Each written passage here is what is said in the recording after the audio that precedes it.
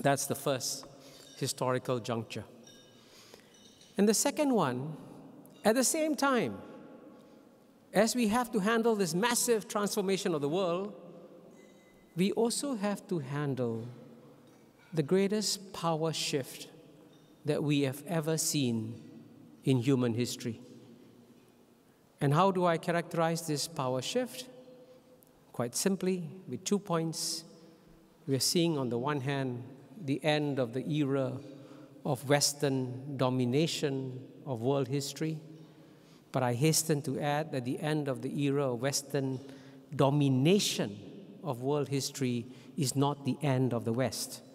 Indeed, I can tell you that the whole world wants the West to succeed and wants Europe to succeed, wants Europe to overcome this crisis, because we all live in the same boat.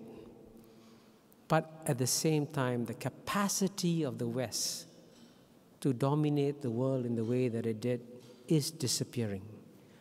And we are seeing, secondly, the return of Asia. And why do I call it the return of Asia and not the rise of Asia? Because from the year 1 to the year 1820, for 1800 out of the last 2,000 years, the two largest economies in the world have always been China and India. And it's only in the last 200 years that Europe took off and North America took off. But the last 200 years of world history, when you view it against the backdrop of the last 2,000 years, have been a major historical aberration. And all historical aberrations come to a natural end. And therefore, it will be absolutely futile for the 12% of the world's population who live in the West to try to control the destinies of the remaining 88% who live outside the West. Those days are gone. And if there was wisdom in the West, they would accept this change and say, how do we build a new world order together? Sadly, from time to time, we don't see enough wisdom.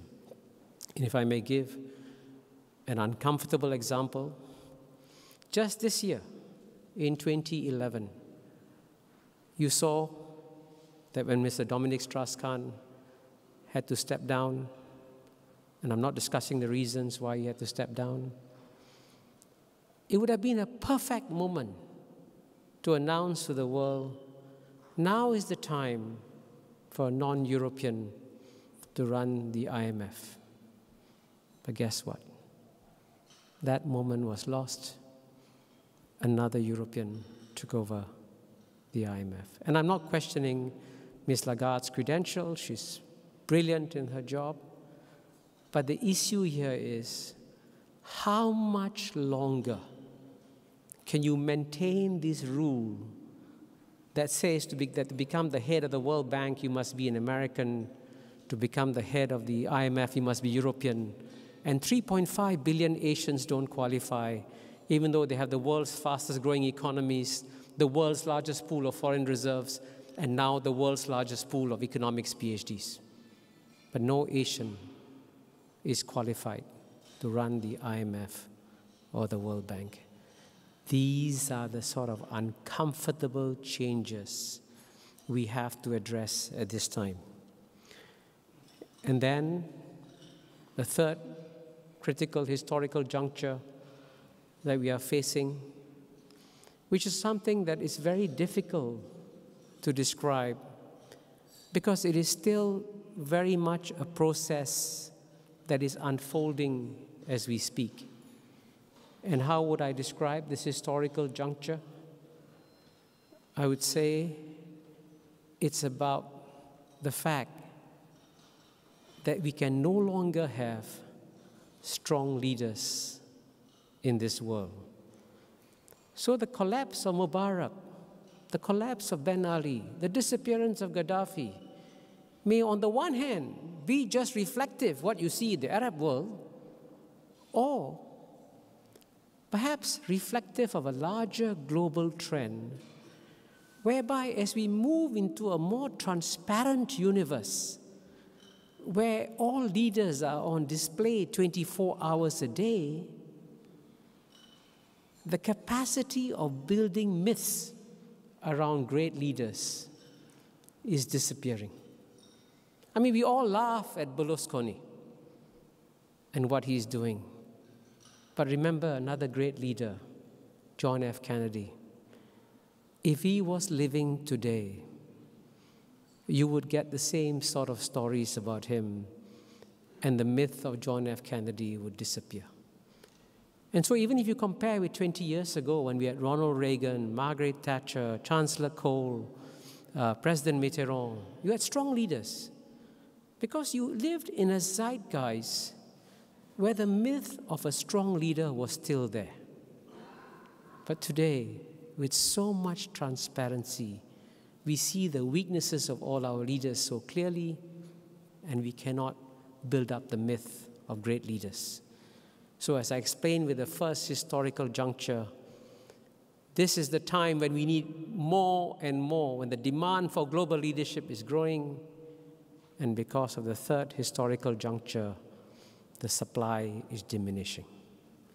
So as a result of these three historical junctures, we should not be surprised that we feel this enormous anxiety and angst about the future.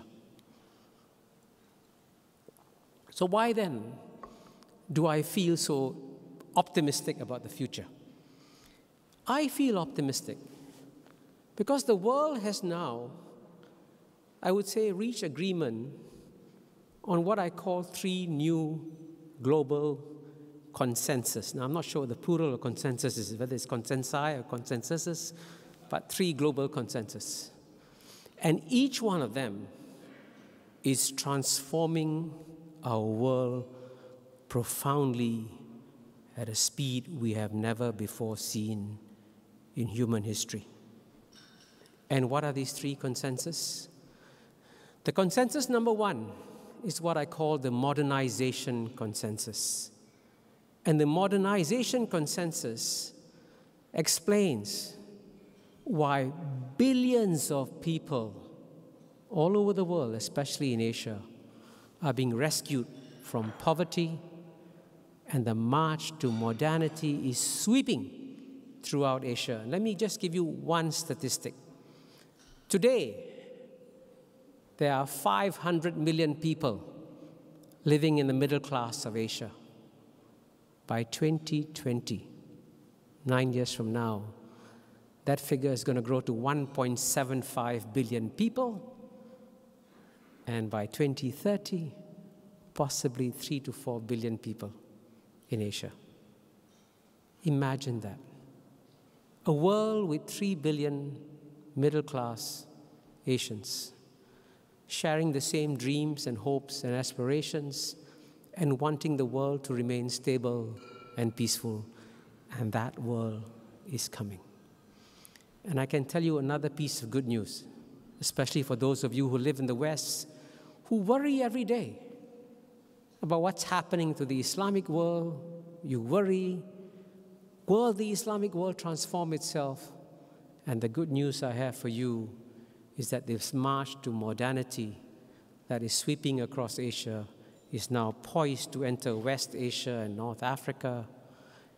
And when it does, you will see the transformation over there. And the reason why Asian modernization can transform the Islamic world is because in the past, when the Islamic world, like modernization, they said modernization equals westernization.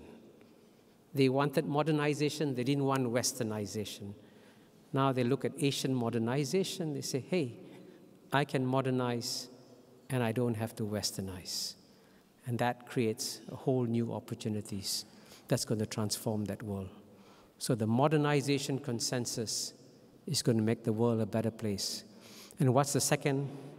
The second consensus is the peace consensus.